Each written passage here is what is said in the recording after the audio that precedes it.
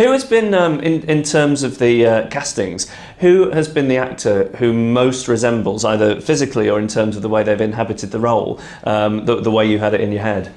Well, probably Peter Dinklage as Tyrion. Not that there aren't differences. I mean, if you carefully read the descriptions in the book, Tyrion in the books is actually shorter than Peter Dinklage.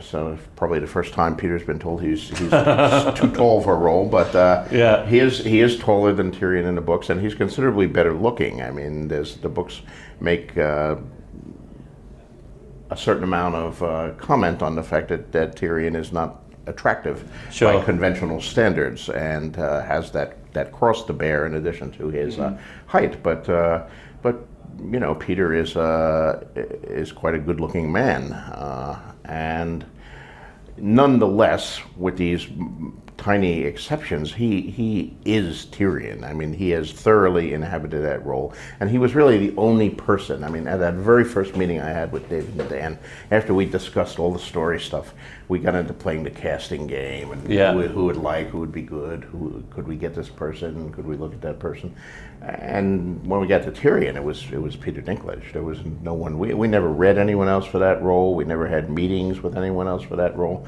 When we got the green light, we just went out and made an offer to Peter Dinklage, and thankfully he accepted. And you know, here we are, and an Emmy and a Golden Globe later, and the Scream Awards. Never forget that, where his head came out of a giant pool of water. That was memorable.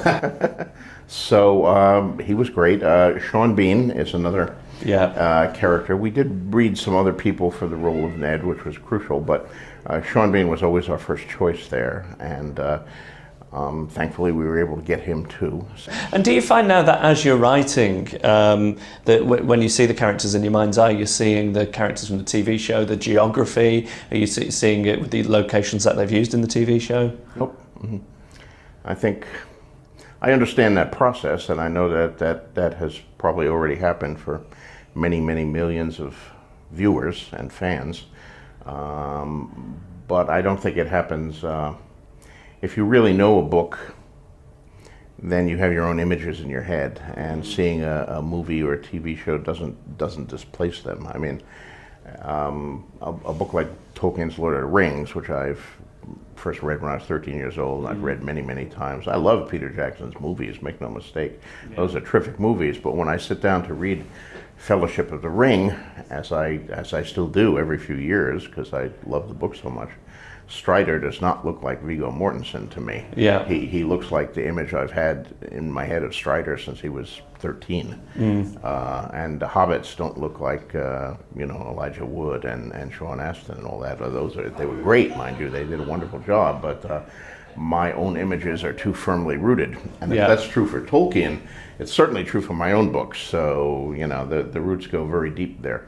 But for someone who isn't me, I can easily see that happening, and the actors' likenesses becoming what you think of when you think of this particular character. There's like a famous saying, which I don't necessarily agree with, that everyone has a book inside of them. Of course, you've written since such a young age and such a variety of things. Do you think that Song of Ice and Fire is the book that you've always had, or the story that you've always had inside of you, or is it just a story in your canon? Well, I don't think there's any doubt now that it's my magnum opus. It's the biggest thing I've ever done. It's the most ambitious thing I've ever done, and you know, I hope that I will finish these last two books and complete this series strongly. And then I will live another 20, 30 years and write many more things, many different things in the years to come. But I don't think I will ever again attempt anything on this scale. I mean, it's daunting. I began this in 1991, so. And did you know the scale of it at that point? No, it grew. It grew in various stages, but I'm certainly trying to do it in seven. Seven would be great. It's you know, 7 gods, 7 kingdoms, 7 books. There's a certain elegance to that I would like to retain.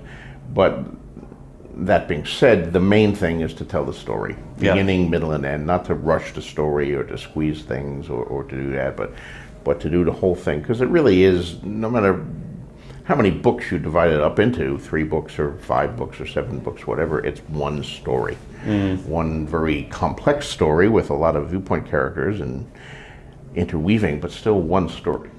If you had to say it was any one person's story, it's not. No. No.